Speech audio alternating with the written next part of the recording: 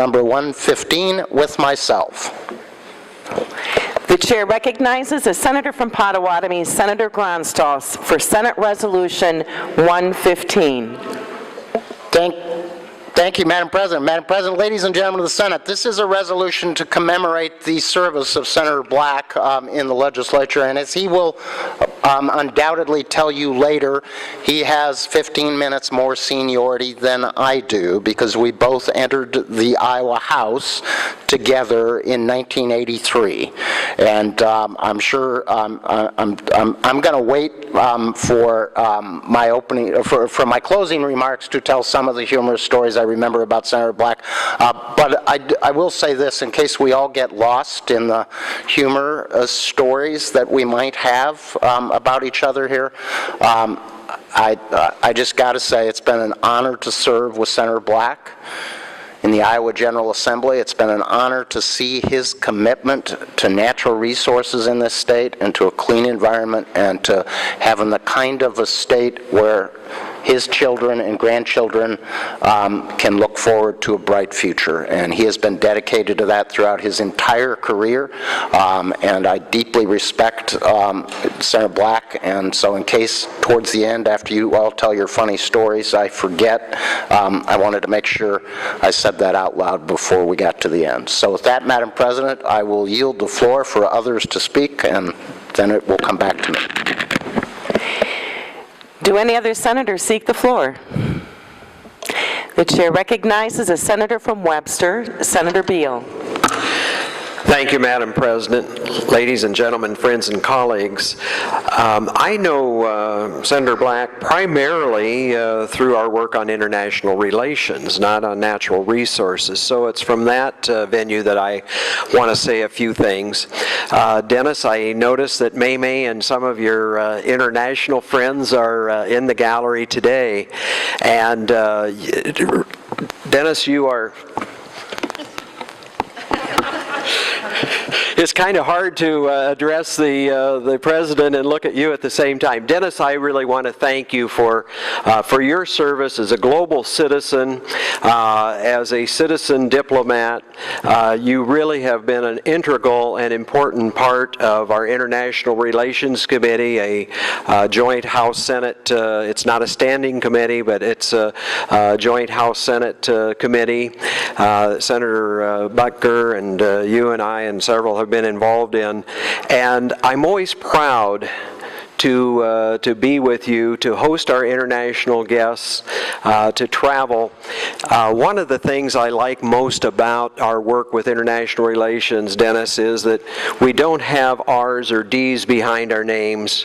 We're Iowans and Americans first and citizens of the world. And you have been a true champion of international understanding and diversity.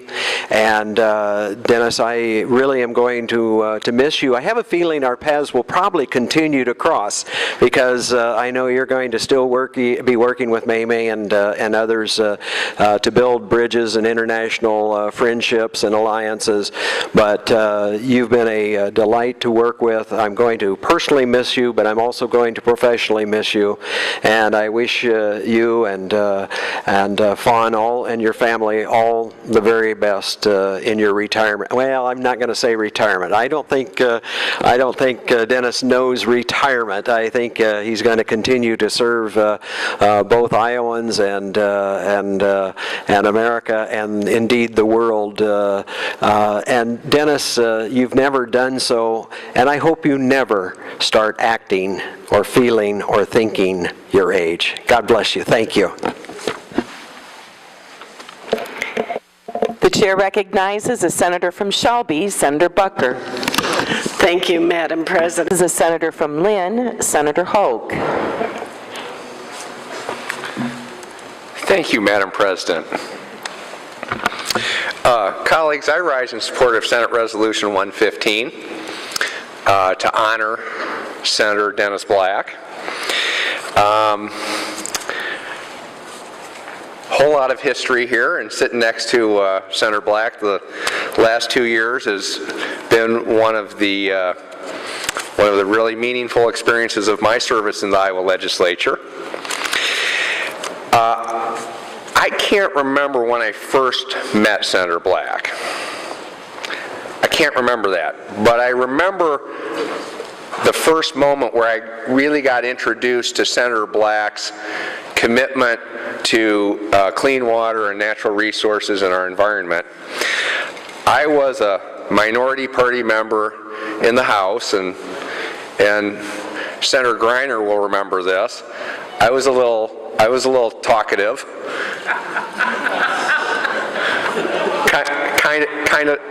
Kind of like to poke the majority party occasionally when I was over there. And we had one of those great minority party amendments, which was to offer a certain sum of money, I can't remember what it was, as a grant program for people to come together and clean up water. And of course, one of those things you always dream up, we picked up a majority party member. Gene Maddox voted for it. So it failed on a 50-50 tie. Oh, it was fantastic. Well, as that legislative session went forward, and you'll remember that was when it was 51-49 there and 25-25 there. Governor Vilsack was downstairs, and Governor Vilsack wanted to do something on clean water.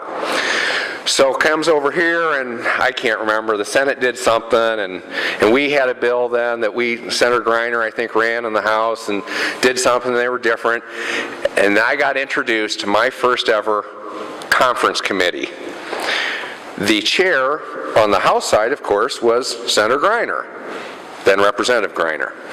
And the co-chairs on the Senate side was somebody who I can't remember, and Dennis Black.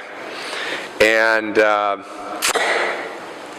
of that process, we went and we caucused and we talked about it, and we came up with something, and Senator Black said, you know what, this is the way we can do this.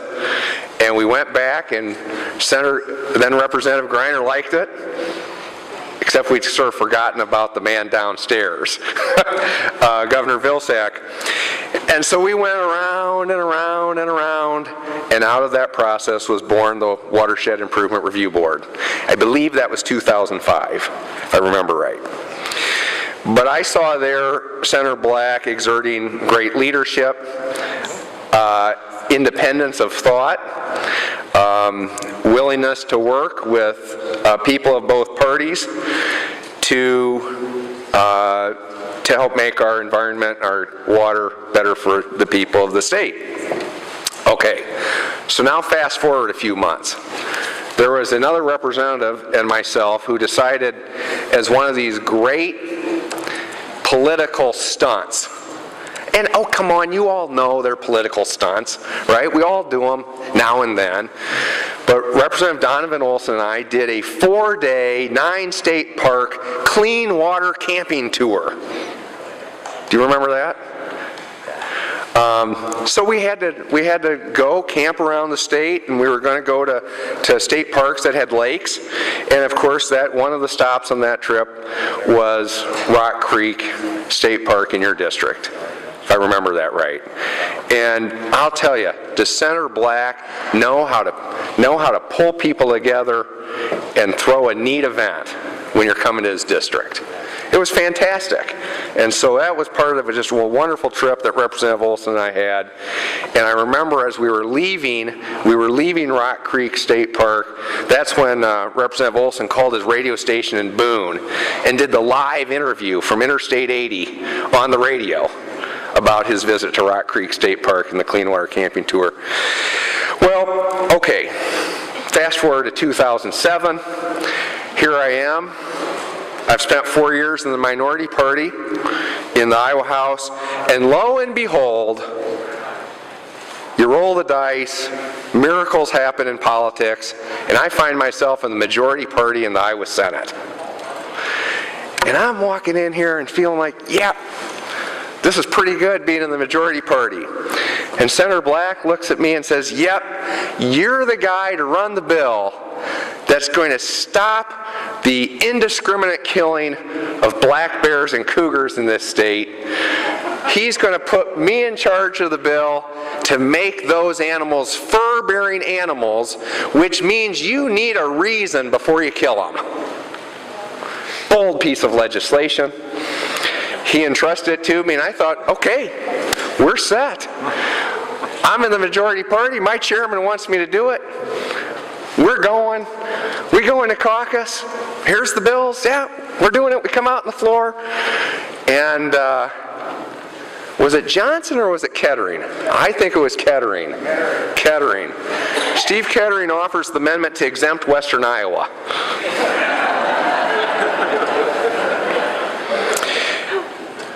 I argued against that amendment, doing the best I can, pointing out that very few people have ever been killed by cougars, and I think it's in the whole history of America, fewer people have been killed by cougars than are killed by dogs in a single year. Senator Black defended me on the floor with a great speech about his encounters as a boy in the wilderness of the western United States, and when he encountered a cougar. And he said that if you encounter a cougar when you're in the wild, if I recall correctly, you should say, mark down that day as a day that you've been touched by God. That's how I remember it. So we're going, and then the votes went up. Oops. And that's the day the cougar curse was born. And to this day, because of Steve Kettering and those people who wouldn't hang together with that bill, you can still kill a cougar for whatever reason you want. You don't have to have a good reason. You don't have to have any reason. One of those things we haven't gotten done. That was my welcome to the Iowa Senate, and I appreciated that. Senator Black, I had a few people tell me that you put me up to that to teach me a lesson, but I don't believe that for a minute. I believe you gave it to me because you thought it was good policy and you thought I'd be able to get it through, and I let you down, and I apologize for that, Senator Black. A couple other thoughts about Senator Black. First of all, he has told a bunch of stories that have taught me about how this place works, that because this is a family-friendly legislature, I can't share all those on the floor of the Iowa Senate. They wouldn't be that bad, but I don't want to go, we don't need to do that today. Lots of lessons about this place. How many of you know that there's a town in Senator Black's district that was devastated by flooding? Well, you should know that. In, if I recall, August of 2010, half of the town of Colfax was underwater. And I remember Senator Black invited me over to Colfax to meet with some of the victims, and it is heartbreaking when a person has their entire house put underwater. That was also the day, Senator Black, that I have, and I still have in my possession, that he gave me a can. Listen to this, family. He gave me a can of Anheuser-Busch canned water. Anheuser-Busch canned water. Why was that? Well, because to help the people of Colfax who lost their water supply, Anheuser-Busch had sent a truckload of cans of water to the town. And I keep that and I cherish that as a memento of that visit to Colfax, Senator Black. Senator Black and I have also shared a great love of the Civil War. Now, I didn't have the opportunity to serve in the Civil War.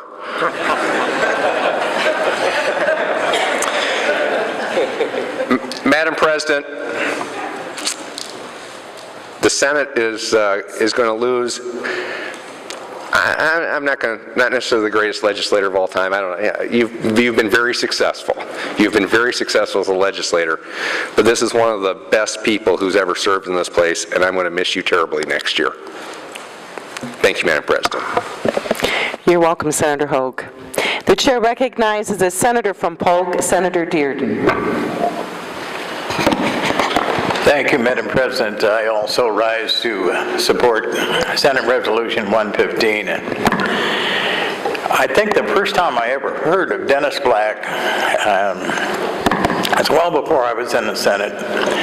And a friend of mine, Gary Cherzan, served with him in the House, and there was a bill that I didn't know whether it was good or bad, but and I studied it because it had to do with hunting and fishing, and so I went to Gary and I says, Gary, what's your position on this? He said, I don't know, I have to talk to Senator Black. And so Gary came back to me then and told me that, yeah, it's going to happen, it's a good bill, and, Senator Black says it's going to move. So way before I had ever laid eyes on you, I'd already heard of you, Senator. I've served on natural resources for 20 years now, and fortunately, every year of that, I served with Senator Black. He's been a mentor to me.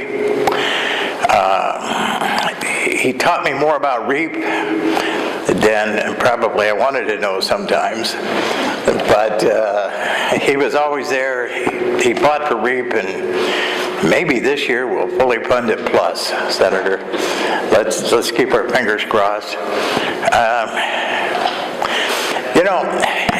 There's a show on Sunday morning, it's called the Pigskin Report, and every time I see that, I think Senator Black's going to be on that.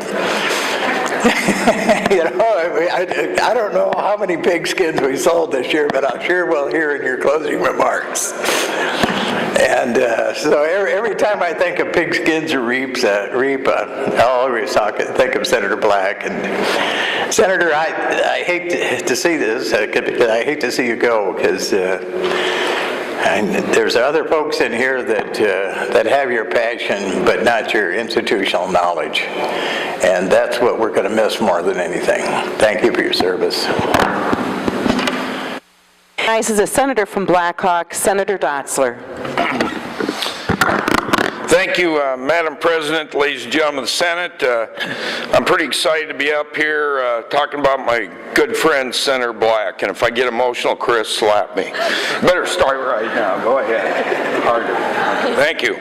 I don't know when people realize they have become friends, but I know it didn't start out that way with Senator Black. I never really told him this, but when I was in the House, I have you might know I have a biology degree, even though I did spend my career at John Deere. So I guess I'm kind of a frustrated biologist, and I always felt I knew more than I really did. And in my term in the Iowa House, I sat on the Natural Resources Committee. And so, I was in the minority for 6 years over there, but it was a bipartisan type committee, and we worked with the chairman to pass bills over to the Senate. And there was a guy over here named Senator Black that kept killing all our great ideas, and a lot of them were mine. And I kept thinking, who is this guy anyway? I remember we passed some legislation dealing with trying to register leased land, and we kept passing the stuff, and it kept coming over the Senate, it kept killing it, and I thought, I don't know about this guy. Why is he killing everything the House does? And so I moved over to the Senate in 2000. I believe in 4, somewhere's in there, 3, yeah, I don't even know. So seems like a long time. And we spent some time together, and as young freshmen, there was quite a group of us had met, and in caucus he'd get up and speak about environmental stuff, and I don't think he really, really thought a lot about me, but I was trying to size him up. Who is this guy? And one day it was an issue about the Iowa Speedway was coming up, and I remember Senator Riley and myself and Senator Black were going to the Iowa Speedway, and we were on our way over there, and he wanted to show us the grounds and what was going on over there to get, I was into racing and grew up next to a racetrack, and on the way over, Senator Black was kind of like the guy in Romancing the Stone, where he was this isn't a real comparison, this drug dealer who had this 4-wheel drive that was taking the two people around in this Jeep, and he was going through saying, this is his community, and here's my pet pig, and this is this is where so-and-so lived. On the way over there, Senator Black was telling us the history of about every piece of property between here and Newton. And we came across this wood lot, and there were all these walnut trees there, and Senator Black told me he planted them 20 years ago, and they were about 6 inches inches around. Now, walnut trees are one of the fastest growing trees in North America, and they should have been about this big around, at that time. And I said, well, evidently you don't know how to plant a tree, Senator Black. What'd you do? J-root them, and that's a process where you put the taproot pointed up in the air, stunts the tree. And he went off on me about him being in the Forest Service, found out he jumped out of airplanes, and was telling me how he had jumped out of airplanes as a firefighter out in the great Northwest, and it turned out the ground was really too wet for the walnut trees. It wasn't his fault how he planted them, but so then he said, well, I was up in Sandpoint, northern Idaho, and I said, well, I had a sawmill in Sandpoint, Idaho, and by God, his arms went in the air, and he started screaming like, you liar. I mean, first liar don't has a chance. He was so excited that we almost went off the road. Senator Riley was in stitches, and the truth of the matter was I did have a sawmill in northern Idaho, but I know he didn't believe me. And he just thought, here's this whip-snapper senator coming over from the House, and he's just full of it. And I am kind of full of it, I'll have to admit to that. But that trip was most memorable, and I learned a lot about Senator Black, and as time went on, our friendship has grown. In fact, he, being the Civil War buff that he is, kept telling me about his great-grandfather was a great-great-grandfather who had received the Medal of Honor, and I think that was something that, kind of helped inspire him to look at our heroes during the Civil War and how our country was pulled together by Iowans who fought to keep the Union together, and the pride that he had in his ancestry. And I'm a collector of history myself, and I had this book that was published in the early or late 1800s after the Civil War, Medal of Honor people, and there was this Black in there. And they had a drawing of it, and I went to him and showed him it, and it was his great-grandfather or great-grandfather, and he had never seen a picture of him and never knew one was in existence. And so that's when I knew that he was working, on this book, and I loaned him the books to work with, and we have learned a lot about him in standing up for Iowa's history. He is a passionate individual when it comes to protecting what happened here in Iowa, our legacy, and carrying that for future generations, because they need to know what went on in Iowa's early history. And not only the Civil War, which he's fighting for the Civil War flags, for the restoration, the muster rolls, which are so important, and you've heard so much about them, and the rare fact that Iowa is one of the only places in the country that has a complete collection of that, and how important it is for us to preserve that. And he's been a champion of that history, so the next generations would have that and be able to appreciate it. But he's also a champion of the history and almost in prehistory. And we found out that we had common interest in Native Americans and Native American history and collecting the artifacts. And I've had a great time trading artifacts for books for him, and I have quite an extensive collection of books on Iowa history and the books that he is working on and writing, and we plan on working together on a joint book on the Meskwaki Indians, which was his idea after I showed him my extensive collection of original photograph postcards of Iowa's Native Americans, the Meskwakis, and a great people. And so we plan on working on that during his so-called retirement. And I would agree with what was said earlier. Senator Black has plans that are very extensive. And one of the things that I think Iowans probably have no idea about, and we do in this chamber, is what he's done for agriculture in the state and moving agricultural products and opening markets up in China and Taiwan, and his experience in the Middle East and what he's done. Senator Black is a great Iowan. slap me. Thank you. He is a great Iowan, and I consider his friendship special. Senate Resolution 115, honoring Senator Black, and I will be brief. Senator Black and I served on the Ag and Natural Resources Budget Sub for many years, and he's had a stellar career. Nothing has ever gone wrong that I can remember, except maybe one little instance, and he didn't have anything to do with it. But Senator Black is rather subtle sometimes, and he doesn't shy away from a fight or anything. You know, he's a real nice person.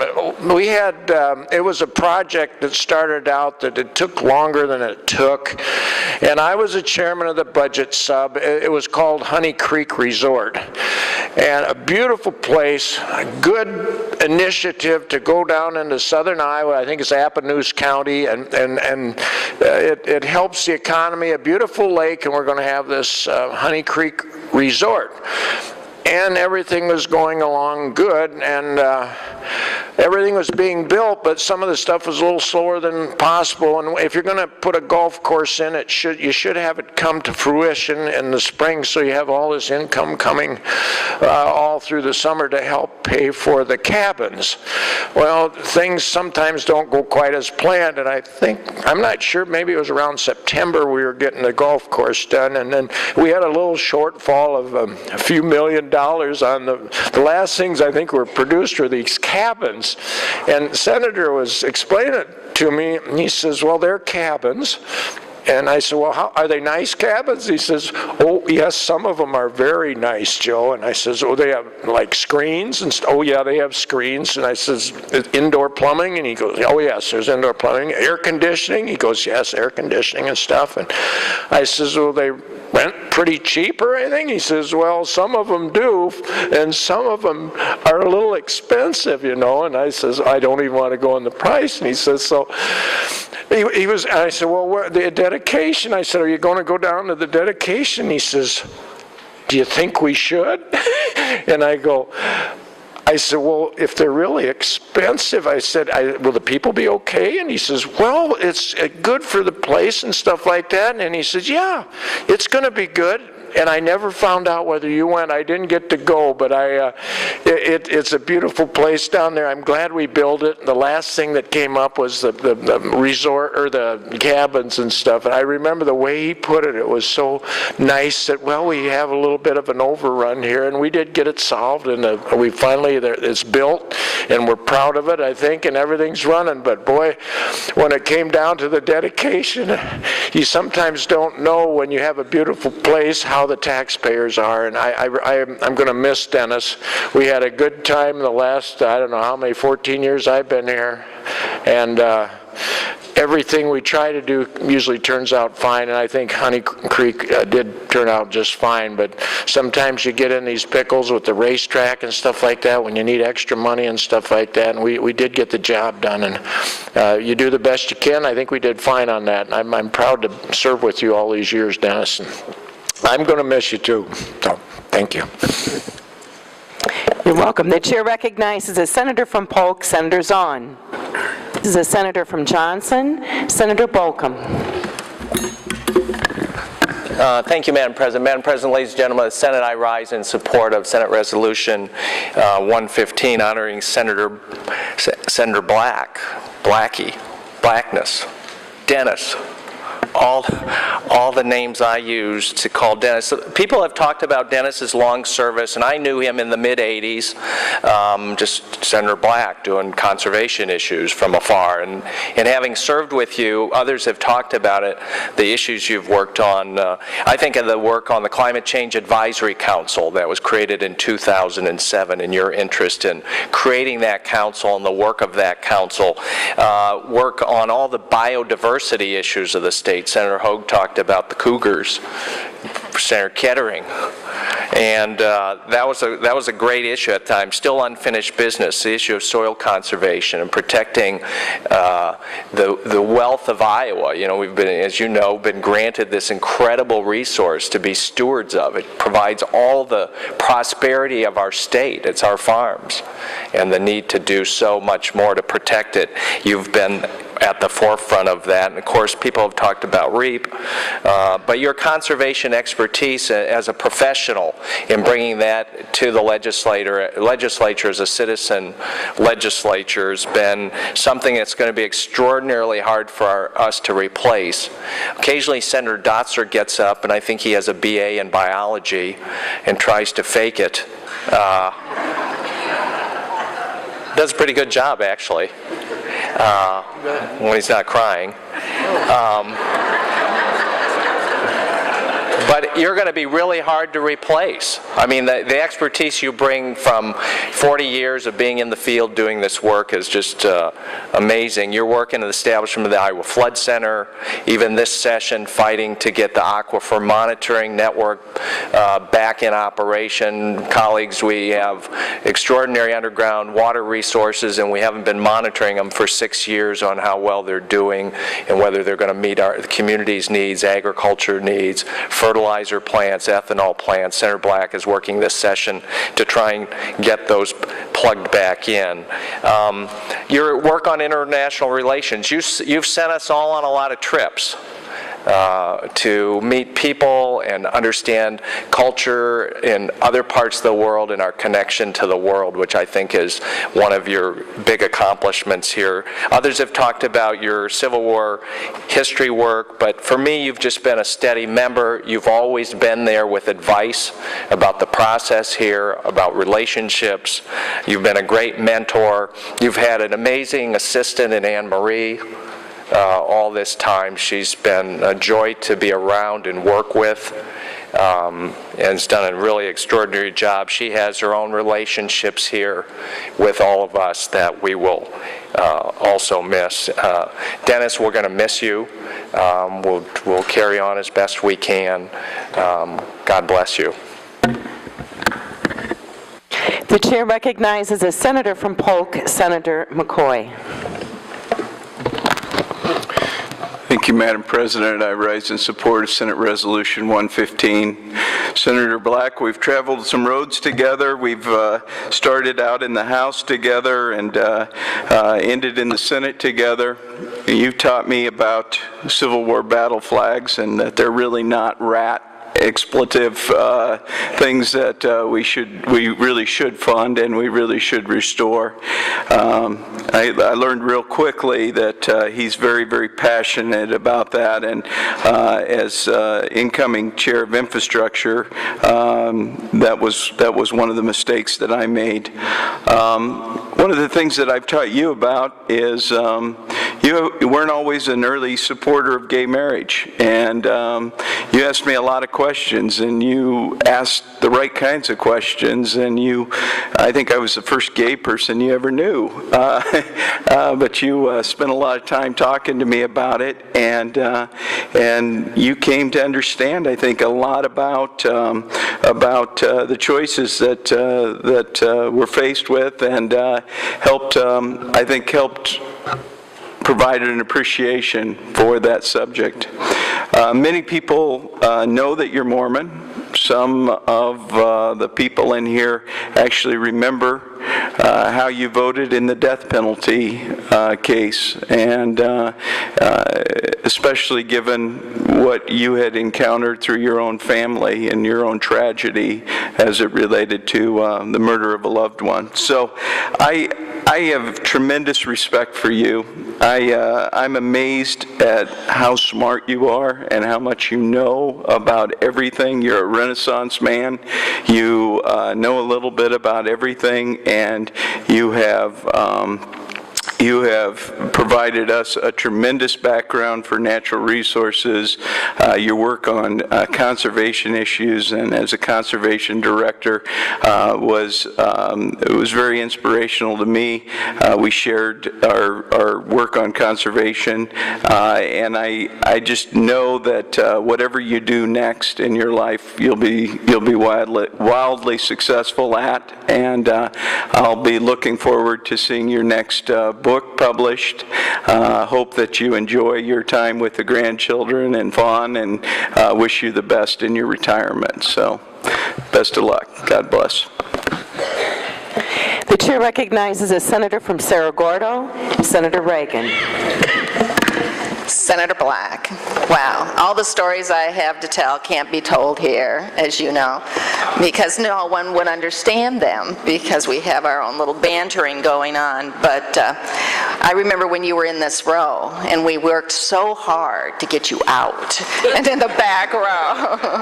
That was what I campaigned on. That was how I won in my district, I'd say. Got to get Senator Black out of the row. But we really enjoyed Anne Marie. She was really, she was the best in this row, and she has the great cookies besides. But you have done a lot for natural resources and for veterans, and I've been very fortunate to serve with you on both of those committees, and have actually, I know, I'm going to say it, learned a lot from you. I know, you're going to write that down and hold it over my head. Because of you, I know everything there is to know about catfish. And so happy that I got to do that for you. But I hope that you continue to have a good life and come back and visit. And I know that you've got a great family and you are very fond of them, and I think that's a special thing that we see, because your family does come often here, and it's nice to see that. And I wish you the very best, and hope that you come back and visit a lot. The chair recognizes a senator from Des Moines, Senator Courtney. Thank you, Madam President. I, too, rise in support of Senate Resolution 115. When I first came here to this chamber in 2003, I came up to orientation like most of us do a week before, and someone said, "You're going to like this guy, this Senator Black." And I said, "Really, why?" And I said, "Well, because you like history, and he's really a Civil War buff, and he really knows a lot about it." And they said he's especially interested in the Civil War flags.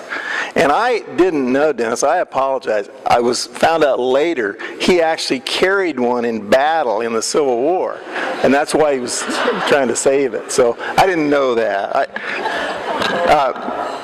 Dennis, I've gone on some trips with you too, trips to Taiwan and those kind of places, and I'm always shocked at the respect that foreign dignitaries have for Senator Black.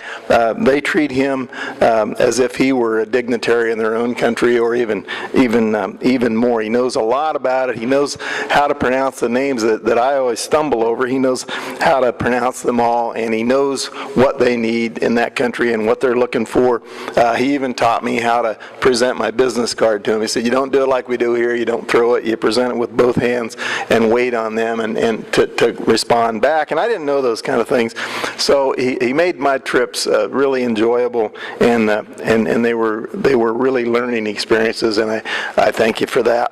And I guess the other thing I would say was that Dennis has always been truly a bipartisan member of this chamber in the years that I've known him.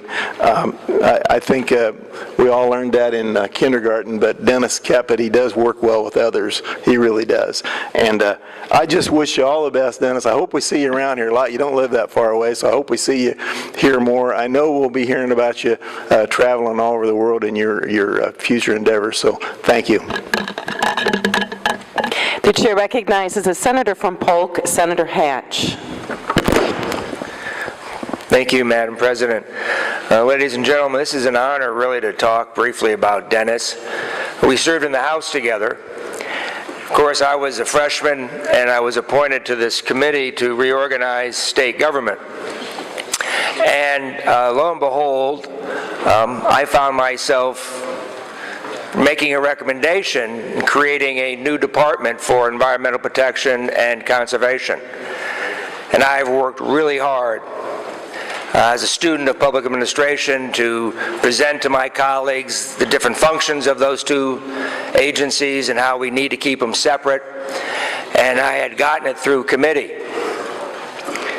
And Representative Black was working just as hard to keep those two committees together. So the first lesson he taught me was the differences between conservationists and environmentalists. Conservationists like to plant trees. Environmentalists like to hug them. And he said they're two different purposes, but you can't separate them. And so as I was beginning to go to the floor to separate these two agencies, Dennis, in his inimitable fashion, cut me off, had a resolution to pull them together into the Department of Natural Resources. I made my arguments on the floor to separate them, and he won. And it was a battle of ideas. Back then, we engaged in those battles of values and ideas, and when we lost, we moved on. But Dennis, I learned something very valuable from you. That you were a sly fox. And you're in business, it's kind of interesting, you're in the business now of selling skins, pig skins, abroad. There are several of us who wanted to skin you there. Because in your slyness, you presented a sense of wisdom that I learned, which was the second thing I've learned from Senator Black. With age doesn't always come wisdom, but with age and experience and honesty comes a value of wisdom that you never should lose and you should always listen to. Dennis has been a valuable advisor to me as a representative, as a private person, and as a senator. And he has that ability through his knowledge to give us information, but mostly through his honesty and integrity. You believe him. And I've learned as a legislator that you just can't have the words to argue your point. You have to have the integrity to back it up. And that is the one thing that I will remember from you and will always cherish. But luckily, I've also known your family. Stephen was a tenant of mine. Stuart was a tenant of mine. Steve built some furniture that we have in our cabin. Anne Marie is the guiding light of your legislative career. And Fawn is, that foundation that you need. And you have a terrific family. You're going to have continued contribution to the state. But as an environmentalist, I'll still wonder, what is better, a tree planted or a tree cut down? Who knows? Thank you for your service. The chair recognizes a senator from Delaware, Senator from Johnson, Senator Dvorsky. Thank you, Madam President. I, too, stand in support of SR 115. I guess I try and be brief here and thank Dennis for some things maybe people haven't said right away. One of the things Dennis has done over all these years is train a good core of county conservation directors. So, Dennis, thank you for Rod Dunlap. Thank you for Harry Graves. Thank you for Larry Gullett, the last 3 conservation directors in Johnson County Dennis trained. So we appreciate that. He's got a tremendous asset of doing that all throughout the state. Dennis, thank you for having REAP brought up in the House. When I got to the House, you were there and you were promoting REAP. I got the opportunity to support it and to vote for it now 25 years later. I hope we have the opportunity to honor that with $25 million for REAP. So we hope we can continue to do that. Thank you for being a mentor to all of us here. As a senator, one with great integrity, great passion, great wit, all those things. And thank you to Anne Marie, the way she's been over in our row, especially here to provide all her spirit here and all her support over all these years. I don't know how you say over 32 years what you can say, but tremendous career, unique career, and you've done a tremendous amount for everything in the state of Iowa. So it's been an honor and privilege serving with you, and I'm sure we won't be lost. And by the way, if you need your paper, I'll deliver it to you at home. Thank you. Thank you. The chair recognizes a senator from Lynn, Senator Horn. Thank you, Madam President. I also get up and support SR 115. Dennis, I've known for a long time, and I guess you would know, I say Dennis, Senator Black here on the Senate floor, but we've been good friends, and I know all of the things he did, and I guess that I would stop and say, everything's been said, Dennis. I think two big things is that conservation, I don't think I dared vote against you on any of that. If I have, you probably have record of it, but I don't. The other one, of course, international relations. I can remember when you were appointed to that to start taking care of trips and all of this, and how you jumped right in and created a situation for the Senate, and that was greatly accepted all over the world, and we had a plan where we could help support them when they came here, and you got supported when you went there. But anyhow, so many great things have been said for you. If I said any more, I'd be repeating all of them, but I believe every one of them, what they said about you. You've been a great friend sitting here, and I got to thinking, you know, everybody's talking, should I get up too? And then I thought, well, maybe it would be slanted that I'm the only one who didn't like you if I sat there and didn't get up and say something nice about you.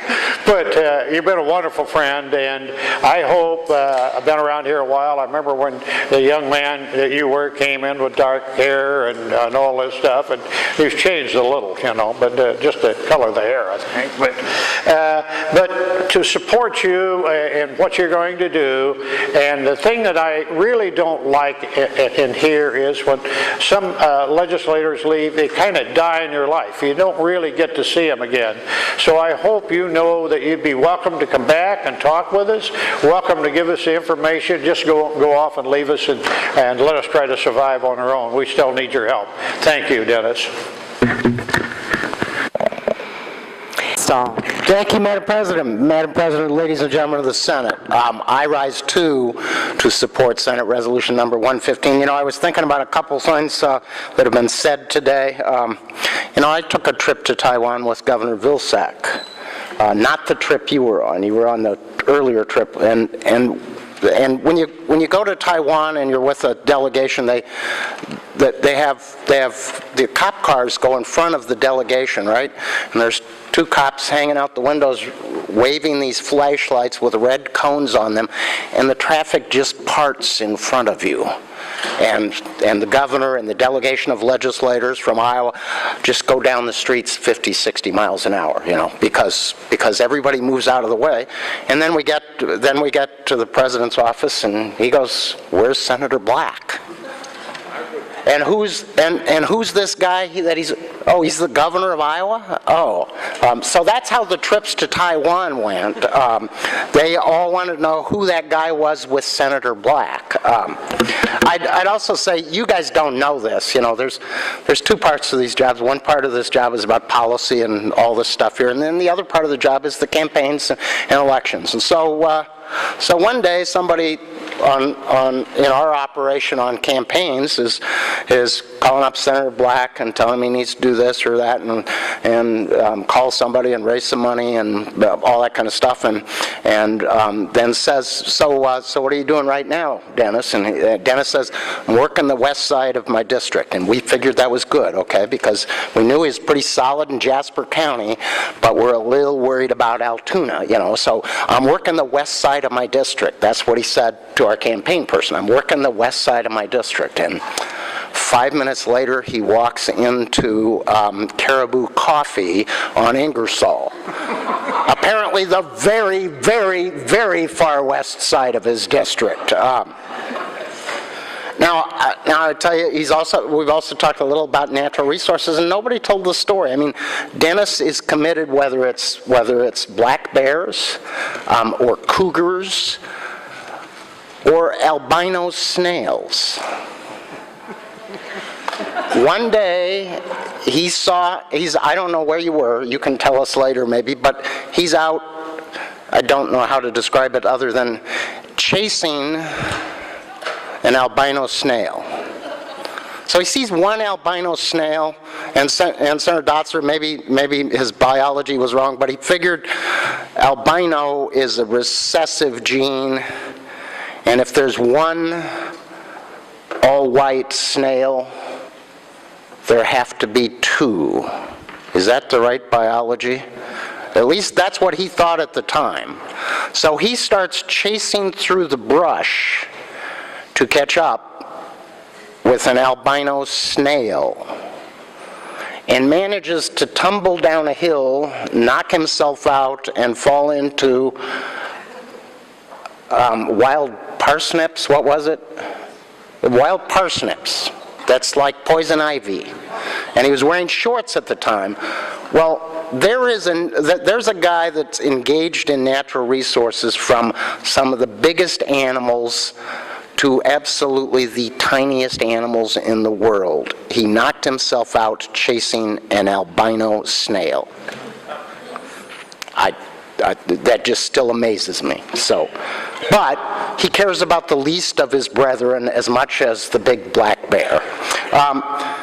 But I got one other story that is kind of quintessential Dennis Black, and it was a few years ago, and we were tied at the time, and I won't use names, as this isn't to embarrass anybody, but there was a leadership battle on the Republican side, and they went into caucus. You guys went into caucus for about 4 hours, and came out of caucus and had a new leader. And I was told that at like 7 o'clock at night, and we were tied, and we had a bunch of bills we wanted to do, and they said, we're going to have to adjourn. And I said, why do we have to? And because they've got a new leader. And I said, okay, I guess I understand. You probably do have to adjourn. So I said, before we adjourn, I've got to go into caucus and let people know what's happened. And okay, and so I go into caucus, gather everybody in real quick, tell them it's going to be a 5-minute caucus, get them all back there in room 22, and I say, the Republicans have been in caucus for 4 hours. After the first 45 minutes, they threw the staff out. They had an election, and they have a new leader. And everybody's jaw in the caucus, everybody's jaw drops down to the table. And Dennis Black, at the far end of that table in there, leans forward and says, you mean all we have to do is throw out the staff and have an election? That's my good friend, Senator Black. His dedication to all of the things we've talked about here today, that all of you have mentioned, that's a little tiny piece of who Dennis Black is. Dedicated to family, dedicated to community, dedicated to natural resources, dedicated to international trade, dedicated to equal rights, dedicated to just about everything you can imagine, all the way down to the tiny, lowly albino snail. So that's how I will always remember you, Senator Black, dedicated to everything that really matters in life. I value your friendship, and I do know I will continue to contact him. I mean, he will continue to contact me, because whenever he decides he needs to talk to somebody, he calls me up and says, hey, do you have so-and-so's phone number? So I'm sure I will hear from you. Senator Black, I'm going to move Senate Resolution number 115 and ask the Secretary to read. The Secretary will read. Senate Resolution number 115 by Committee on Rules and Administration, a resolution honoring Senator Dennis H. Black for over 3 decades of service in the Iowa General Assembly. Whereas Dennis H. Black was first elected to the House of Representatives in 1982, and after 6 terms he was elected to the Senate in 1994. And whereas both as a profession and avocation, Senator Black was a conservationist, and as time passed, he showed a passion and talent for history. And whereas over 3 decades, Senator Black has served on a wide array of legislative committees, currently serving on the Agriculture, Appropriations, Natural Resources and Environment, Vice Chair, Veterans Affairs, and Ways and Means Standing Committees, the Agriculture and Natural Resources Appropriations Subcommittee, Chair, and the International Relations Committee of the Legislative Council.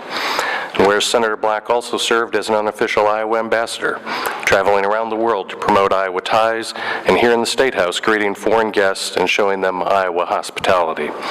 And whereas Senator Black tirelessly promoted Iowa agriculture through international trade.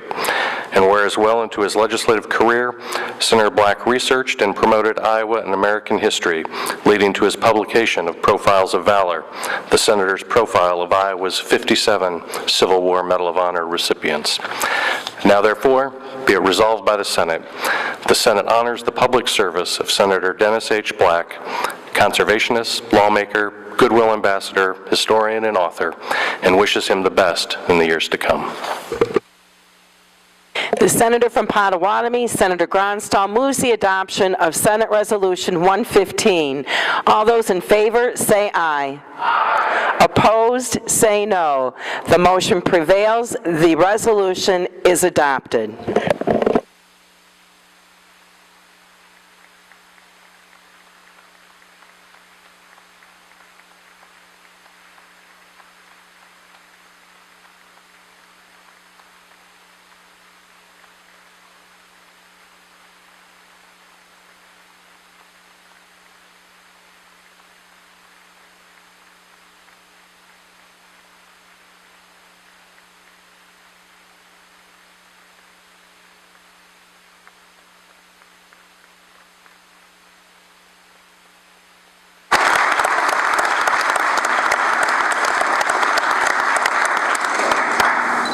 Senator Black.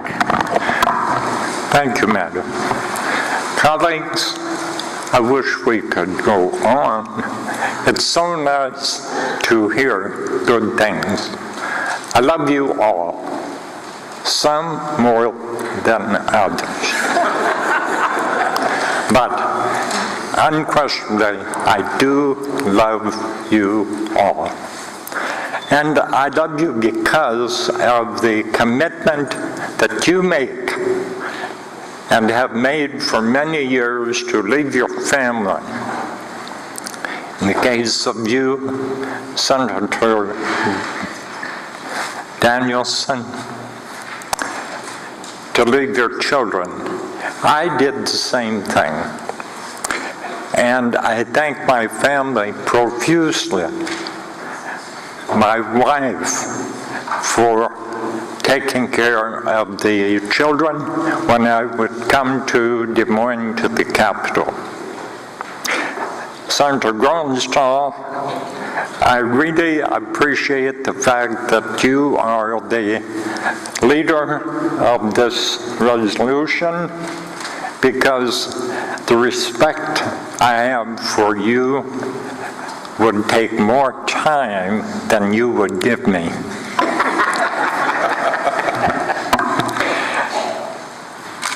Many people thank Senator Gronstal, and I say this because I will not be here to make this statement when he leaves, and he will, as all of you. But one thing that I've always stood so strong, Senator Gronstal, is the fact that so many people thinks he runs our caucus with an iron fist. And with God as my witness, Senator Gronstal has never told me to vote for a bill. Conversely, he will tell our caucus many times, you vote your conscience, you vote your morals, you vote the way you have to vote. And so I think you have gotten a bomb rap. I wanted to make that point. There's time to part company. That's not new with me. I heard Senator Beal make that statement. I've enjoyed my 32 years beyond belief. I've taken the job seriously. I've told you all so many times, I will sit back in this chair, look at the beauty of the building, and think, what an honor to be selected, 150 of us, by 3 million people, to be their voice in state government. And there are times, of course, that we wonder why we do when we get so few accolades for the things that we do to make life better for people.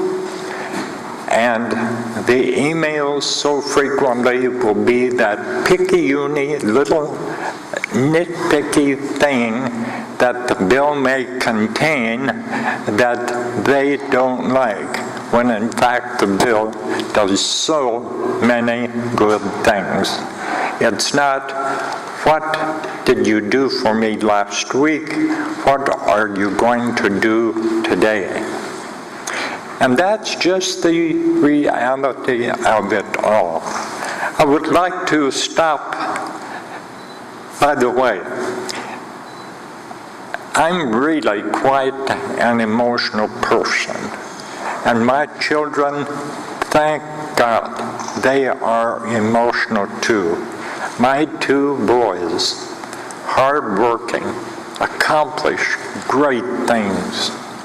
And I've seen them both cry frequently over things that touch their heart.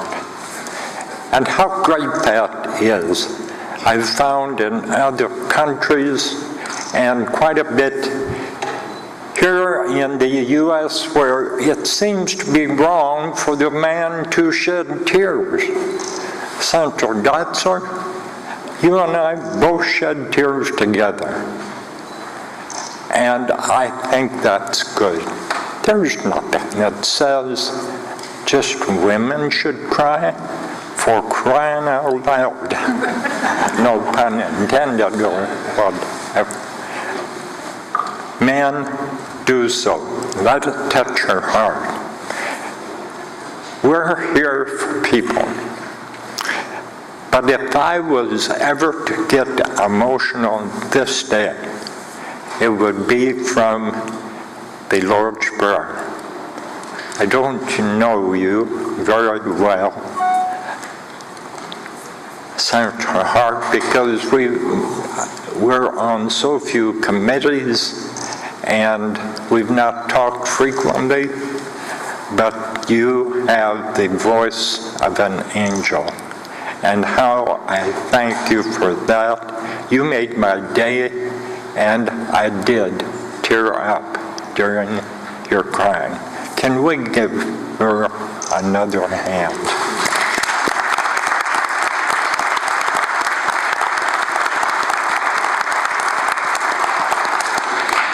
And I didn't even know she sang. Now, I would like to introduce my family. Of course, you all know my wife, Fawn. Next to Fawn is grandchildren. My grandson, Duncan, who is Anne Marie's son. And the little redhead is the black name, the only black name. And his name is Howard. My father's name was Howard. Next to Howard is his mother, Carrie, my favorite daughter-in-law. I love her beyond her knowledge. My son, Stephen, who's done such great things in life. He's done some bad things in life, but I'll tell you what, he has come around. I am so proud of Stephen. Next to him, his daughter, Helen. And Helen is an artist, as is Stephen, as is Stephen's wife, Carol. Behind Helen is my son, Stuart. Stuart is the family member that builds cars for the rich and famous. He built a car that was one of its kind, raced on the Bonneville Salt Flats, was attempting to get the land speed record. This was mid-50s. They found that car in Arizona, California, somewhere, brought it back, and he rebuilt it. And it sold for $250,000, and the purchaser soon after sold it for $600,000. The final sale, $1.2 million, all in a short period of time, and is now in a museum. He built the fastest SCCA Sports Car Club of America and managed its operation, Saturn, the fastest Corvette in America, racing at Sebring at the Atlanta Speedway and racetracks all around the country. How did he do this? He didn't get it at Iowa State. When he was 12 years old, he was bringing home to the farm pieces of a car he found in the ditch below the house. Took the car apart and put it back together. And the cars he's built, you will see, parked in my parking lot. Mustangs, this is the 50-year anniversary. The Ford Performance Club of America, #1 U.S. selected 65 GT Fastback Mustang. He built from the ground up. He's got a great business, and I love him dearly. Next to him, my son-in-law, which is Anne Marie's husband, and their 2 daughters, Elise, who, by the way, won #1 in her class in baton. State winner.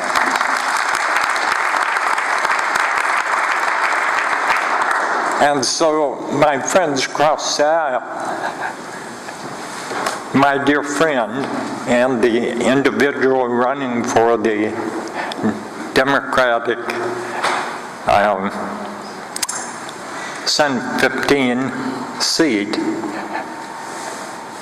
Elise will be leading the entourage in every parade with both of her batons like this and catching them and twirling them in her little outfit with my Mustangs, a red, white, and blue Mustang, you know, the colors of this country, and the 50th year of the Mustang. And Chaz Allen will be walking right behind. Behind Emma, I'm sorry I missed you. I love you dearly. Behind Emma is my dear, dear friend, Tim Ng, and with him his friend Aaron. Aaron used to be a page. Aaron was at House. Okay, she was page in the House. So next to Aaron is, in Japanese, Miyataka Sago, in Chinese, Mei Mei Ng. And you all know Mei Mei, because she moves so much of the Iowa's ag products overseas, especially cuts of pork that go to Japan. Next to Mei Mei is Ping Wong. Ping just arrived from China. She does not speak English. Ping Wong and her brother, Mr. Wong, have created one of the greatest businesses you can imagine. Now, I did some very, very quick mathematics, and I'm probably off. But to beat the math issue is the fact when Ping was a younger woman, her family had nothing in the Winslow area of China. They had very little, fairly large family. So she took it upon herself to get out and work. So she took a suitcase and she would go to the little, almost home, the home businesses of tanning various types of leather. And she would buy, or they would give her, a little piece of leather that she would take that suitcase and that leather and sell it to perhaps ladies that were making wallets. Here's a wallet of stingray and coin purses, anything leather. And she worked on that. Then her brothers got involved, and the family, and it built and built and built. And how has that affected Iowa and agriculture? Ping Wong and her company, Shansan Leather, the largest tanneries in the world. The largest tannery in Ho Chi Minh City, and the second world's largest tannery in Bangkok, Thailand. And I know my figures are wrong, they're probably 50% wrong, but as I figured, she has purchased from Iowa over 50 million pigskins. I think agriculture deserves to thank you, Ping Wong, for what you've done for Iowa and the world.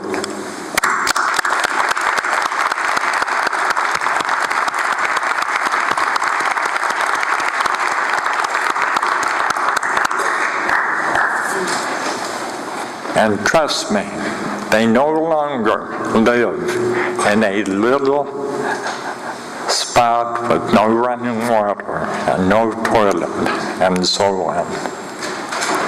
One of the largest leather manufacturing programs in the world with Nike, Puma, automobiles, Bugatti, Maserati, through brokers. Those skins go to those automobile for the interiors and for the manufacture of clothing and for furniture. So next to Ping will be Mei's husband, Bill, whose family imports fruit and vegetables to Hong Kong, and they supply China with the fruits and vegetables of this nation. And then, of course, next, State Representative Dan Kelly, my close friend. My other representative is Joe Riding, and they're both great people who care about people, and I'm very proud to have you as the voice of my district in the Iowa House. Okay, I'll be brief. Leave here, what do we leave that really is so important that it stays forever? One of my greatest friends is Don Abenson.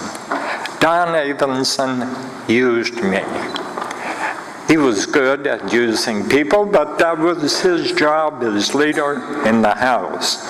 I came out of county government, and we had a bill called the County Finance Bill. How important it was. 99 counties who were doing their finances in a different manner. And how do the auditors come in? For instance, with conservation in Jasper, I would submit my claims to the auditor for the vendors, and the claim would have the number CCB1, and maybe that meant purchase of chemicals, CCB2 for purchase of aggregate for roads, parking areas, so on. Well, you would have Blackhawk County and Potawatomi and every county, 99 different methods of keeping the books. Talk about crazy. And what did Don Avenson do? He gave me that bill as floor leader. The first bill I had in the Iowa General Assembly was the bill that exists yet today. And it has made life so simple for the counties. It was just, and I called the bill gross. It was gross, you know, from the standpoint of, give me a break. I've never led a bill. I have to study this. I have to stand before my 99 colleagues and explain it. Gross was appropriate because it had 143 pages. Well, a gross is 144. So 1 page short. That county finance bill, I studied weeks. I can still rattle off, and you pull out the code, and I can still say word for word parts of that bill. And it's made life so easy for the counties and for auditing. It brought continuity. It made things simple. It saved the state money. And so I took the challenge. I did the bill, created it, understood it, worked it, brought it to the floor after immense amount of time and study. The speaker recognized me. I read the bill. Not one question. Not one. I was dumbfounded. They brought the bill up, they asked for closing remarks. I probably gave an hour closing remarks because I had so much I'd learned. I wanted to show people how smart I was. It was my first bill. And of course it passed unanimously, and it's what we use today. That bill was great. It lasted, and I went to the speaker afterwards and said, what the heck happened? And he said, I could have told you, anytime you get over 60 pages, you just as well forget about debate, because few people really read the bill, number one, and number two, they knew the people that put the time into it. I worked with the Department of Management in creating it. I involved county and state government in the creation, and so everyone really trusted you. Now, he said, you will be getting other bills, and when you do, the simple ones will create the most conflict. Was 2 weeks later, someone assigned me a bill on fencing. The issue of state law as relates to fencing, creating a fence between two properties. Well, we know what Senator Bartz went through because you'd read about it every day in the paper. To To me, in my growing up, fencing was simply the right-hand rule. You take that property and you cut it in half and you take care of that right hand and your neighbor takes care of the left hand unless the instrument or deed called for something different. Bob Scow, who sat next to me and was part of the class that Senator Grunstall and I came in with, had introduced the bill because of some problem in Guthrie County and fencing. My friends, we quit debating that bill after 2 days. We stopped 2 days and we never dealt with the bill because everyone understood fencing. Everyone, 100 people, had something to say. And they'd talk 10 minutes and then they'd stand again and say, I apologize for rising the second time. I think that's the first time I've ever said those words. I've never apologized for rising a second time. My friends, why did we start that process? You don't have to apologize. You were elected to come here and be the voice of the people. You don't need to apologize. Say what needs to be said and do it. The other great issue of which stands with us yet today and is so important is REAP, Resource Enhancement Protection. That was the good old days. My dear friend, and you are my friend, Senator Dix, we've had the opportunity with the Taiwanese to sit next to each other and to talk. We have no great differences. We both care about people. We both care about the future. We both love agriculture. And we want the best for it. REAP was an opportunity, an idea that came from Don Avenson, who got me and said, look, you did so well with the county finance bill. I want you to take this idea of a public program that would take public funds and utilize them in a manner whereby we can supplement, that word, supplement the amount of funds that go to natural resources, protection, enhancement, development, land acquisition. Iowa had the fewest number of acres per capita in the U.S. We had great things that needed to be saved: wetlands, prairie, white oak timber, savanna, albino snails, things that were absolutely unique that had to be saved.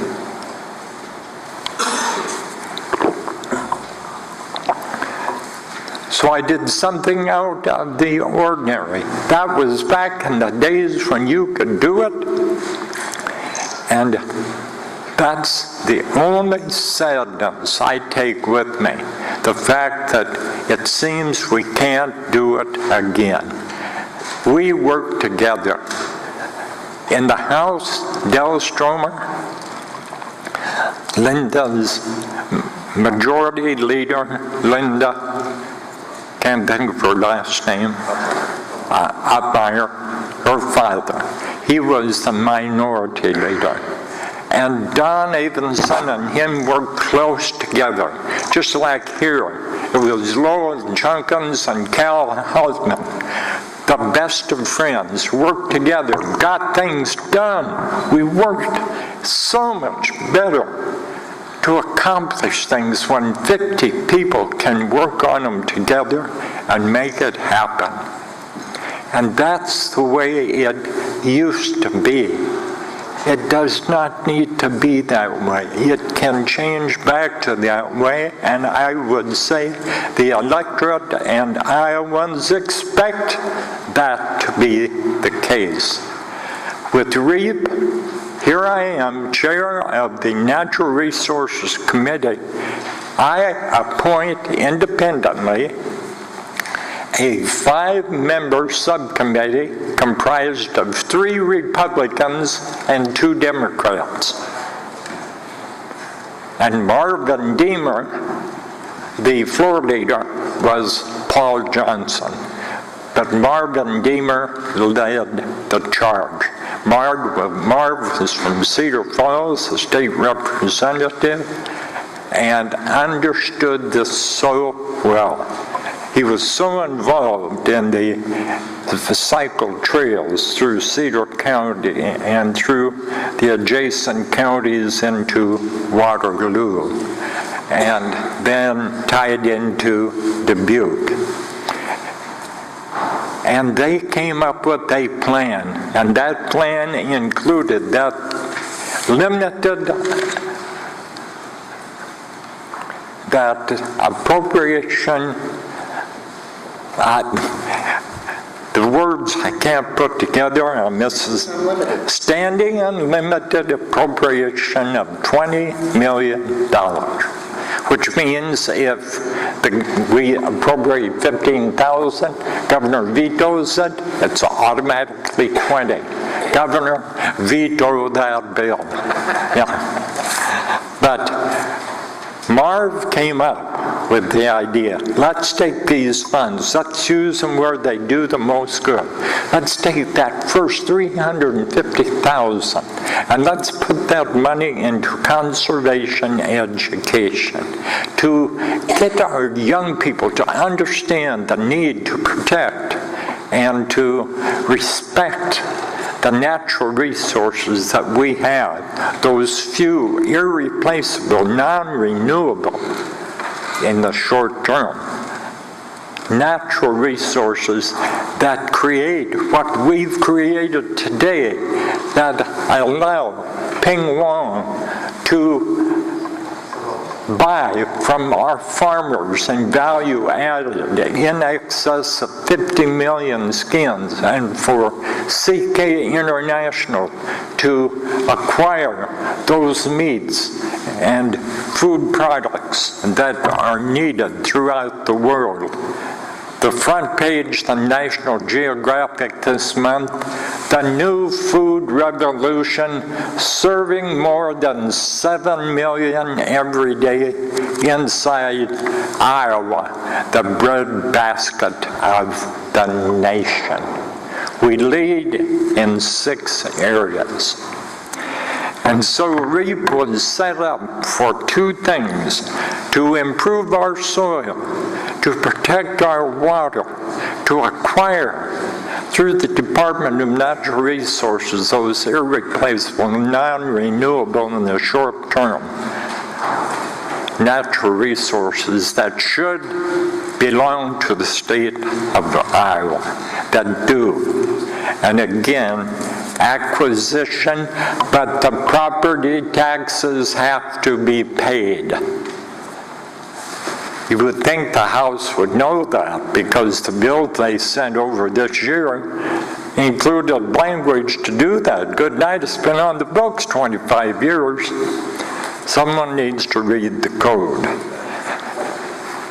1%, the total for REAP goes to the Department for Administration. 28% goes to DNR for open spaces. City parks and recreation, soil and water enhancement, county conservation, Department of Natural Resource Land Management, historical resources, roadside vegetation. This has made Iowa a better state, and you can be proud of those that came before, that supported it, and the fact that in the House there were 100 votes aye. And my friends, again, I love you dearly, but how could we get a spending bill and get 50 votes in this chamber, or 100 next door? Impossible. The third thing I was involved with that I leave with great, I don't want to say pride, because that reflects me. It was a group of people.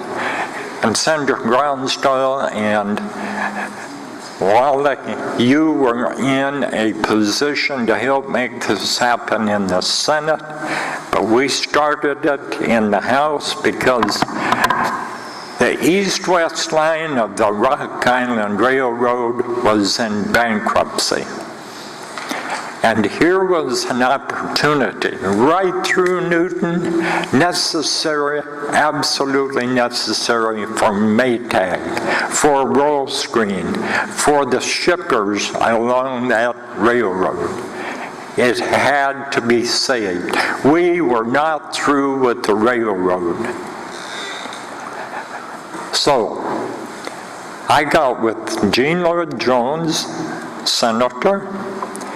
I got with Wendell Pellet from Atlantic, had a great interest in railroading, knew that we were not through with the railroads, and Don Byers from the Maytag Company, the chief counsel, and shippers from little towns along the way where Iowa Interstate Railroad goes today. And we went to Chicago, met with the people there, and we wanted a figure. And they give us a figure. I know, I'll remember forever how the CEO of the railroad, Rock Island, gave us a figure. 15 million. Well, we were ready to scream hurrah, except we didn't have 15 million. We came home. We came right to Governor Branstad's desk, and Governor, we need 15 million to buy the east-west line of the Rock Island Railroad with its trackage, its ties, with the buildings, with the complete right-of-way, where there would be 150 or 150, depending on if it was next to an elevator, to move our bounty, our crops, east and west. East, whatever direction east is. This place messes me up. East to the barges or on to the east seacoast, eastern seacoast, or up to the Great Lakes for shipping of Iowa's products to other countries. Or west from that elevator in Grinnell, who would be sending a great amount of specialty soybeans for oil or for tofu to Japan for processing in containers.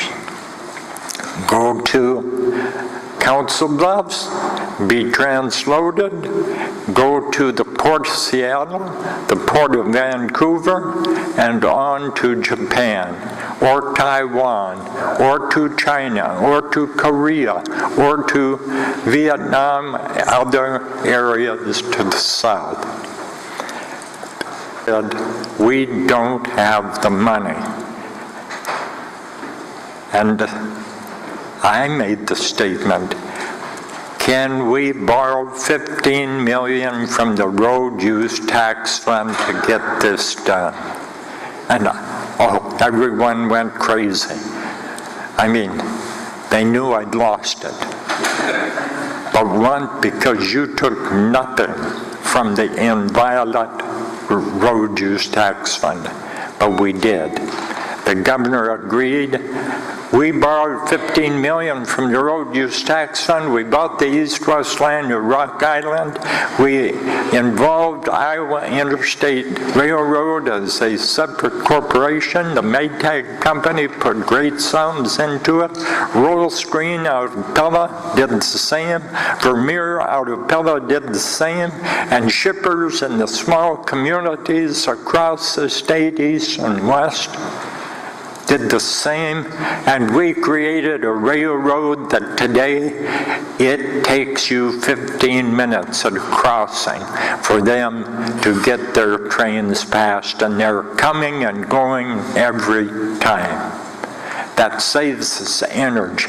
The $15 million to the road use tax fund, we paid back. I say we, Iowa Interstate, paid it back to the road use tax fund in 18 months. So it was a means by which we got it done. You remember it well. And you can't, I know we're not supposed to be proud, but you can't help but have pride. Every time I get stopped at a railroad with the Iowa Interstate, I just sit and look and think about those days gone by with Gene Lloyd Jones and Don Byers and Wendell Pellet.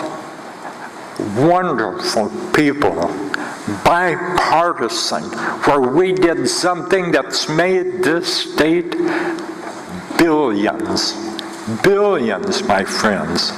Billions of dollars of product have moved because we purchased from Council Bluffs to Bureau, Illinois, at which points they were picked up by other railroads.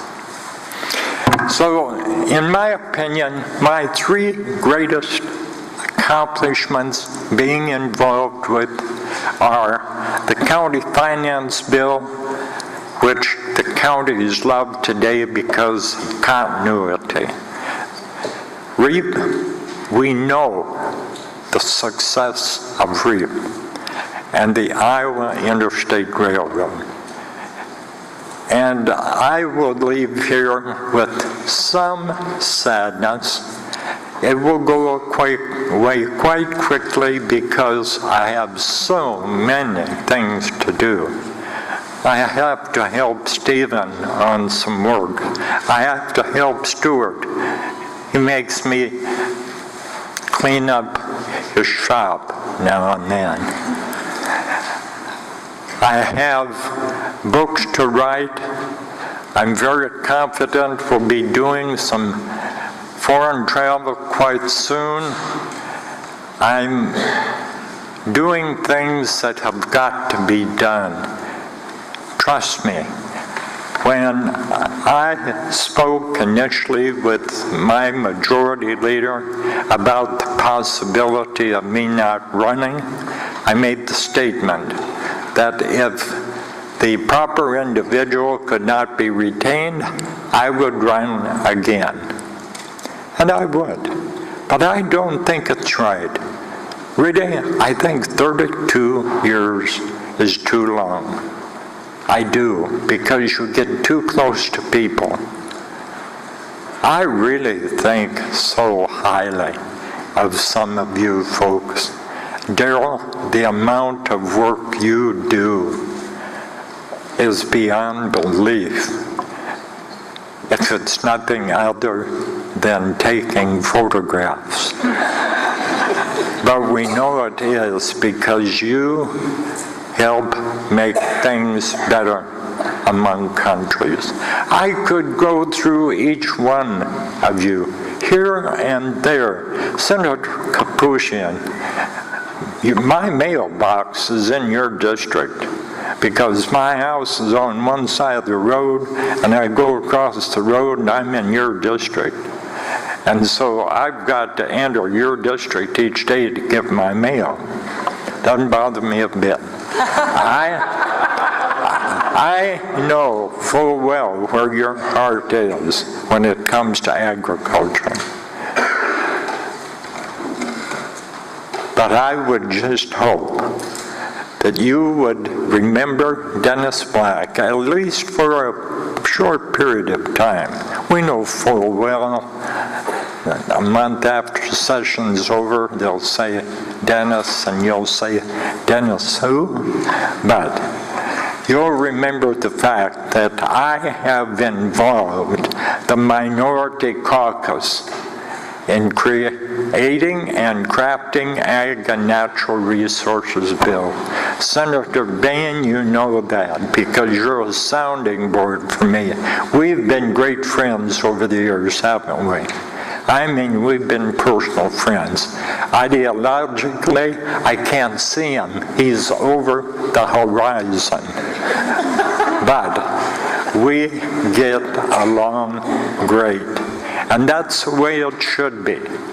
And it's got to be, because to continue the way that we are now is going to destroy the form of government that is so essential to make this state viable. Love to you all, and I will do my best to make it back daily. Thank you.